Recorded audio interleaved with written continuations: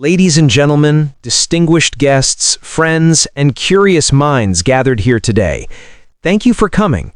Today, I want to talk to you about something we all think we understand, yet something that has puzzled the greatest thinkers for centuries: time.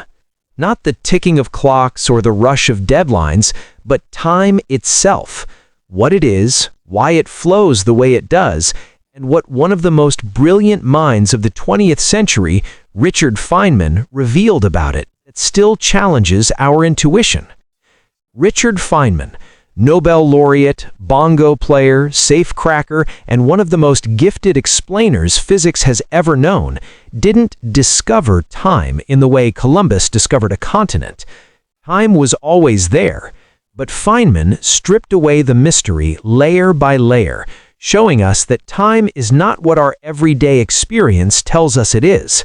He showed us that the arrow of time, the reason yesterday is fixed and tomorrow is open, why eggs break but never unbreak, why we remember the past but not the future, is not baked into the deepest laws of the universe.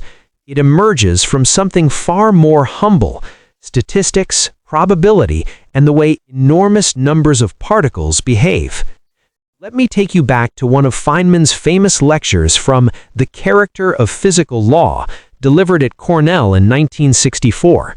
He titled one of them The Distinction of Past and Future. In it, he asks a simple but profound question: why can we remember the past but not the future? Why does the universe seem to have a direction, an arrow pointing from past to future? If you look at the fundamental laws of physics, the equations that govern gravity, electromagnetism, quantum mechanics, the strong and weak nuclear forces, most of them are perfectly symmetrical under time reversal. Run the movie of two electrons scattering off each other backward, and the physics still works. Reverse the momenta, flip the time, and the equations don't complain. The laws are reversible.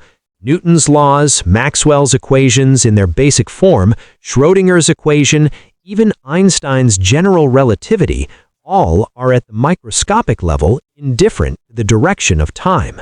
So where does the arrow come from? Feynman's answer is stunning in its simplicity. It comes from the second law of thermodynamics, the law that says entropy, the measure of disorder, tends to increase.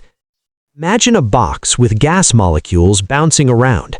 One moment, by sheer chance, all the molecules happen to be in one corner, very ordered, very low entropy.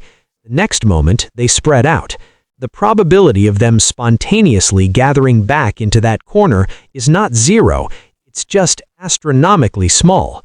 Something like 1 in 10 to the power of 10 to the 23. That's not a typo.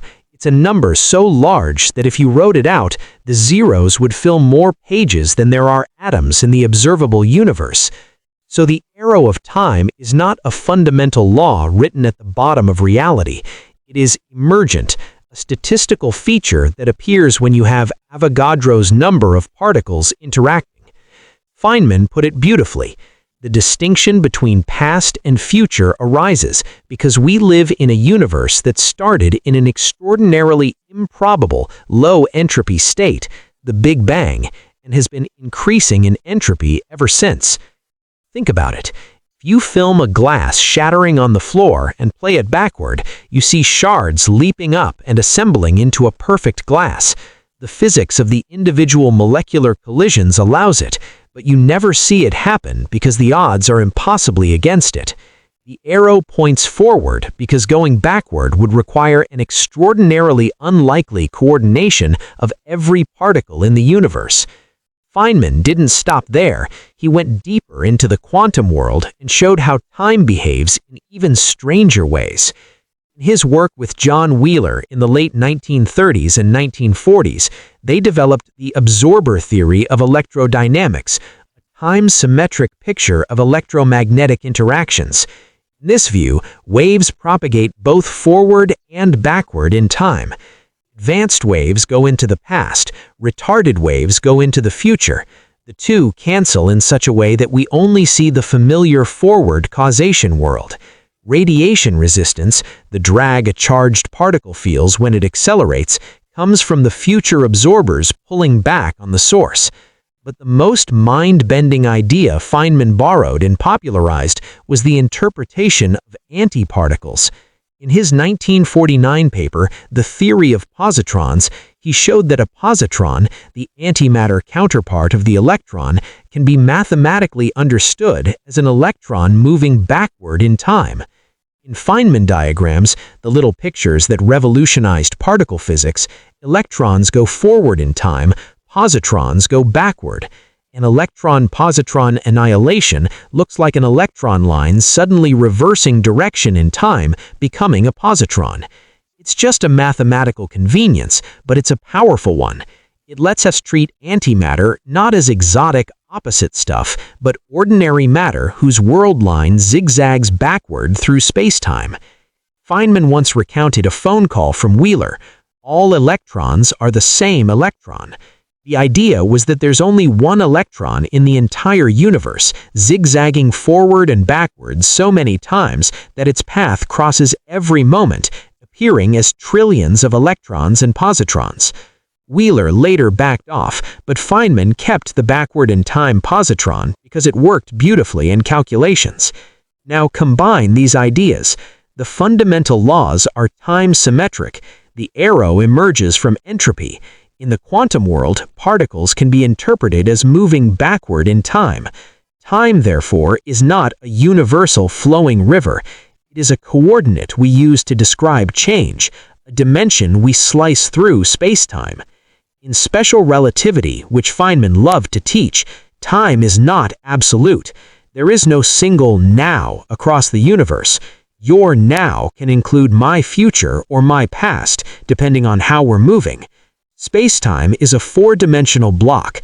Past, present, and future all exist equally. The flow we feel is psychological, tied to memory formation, which increases entropy, and to the fact that our brains are thermodynamic systems that record the past but not the future.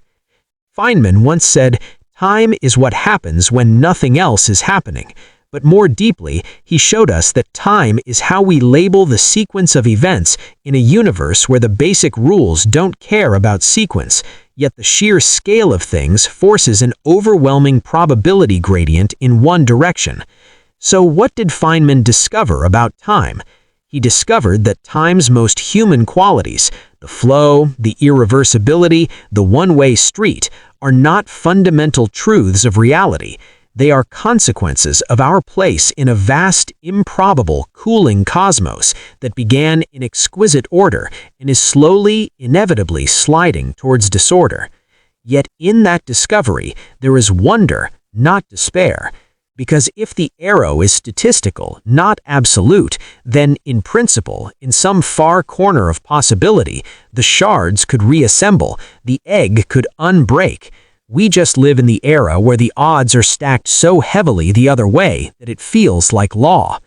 Feynman invites us to marvel at that, to look at the universe not as a story with a beginning, middle, and end imposed from outside, but as a grand symmetric tapestry where the patterns we see as time's arrow are the shadows cast by probability on a timeless canvas. So the next time you watch the sun set or feel a moment slip away, remember Feynman's lesson. Time doesn't pass. Things change. And the direction we call forward is the direction in which entropy wins, almost always. Thank you.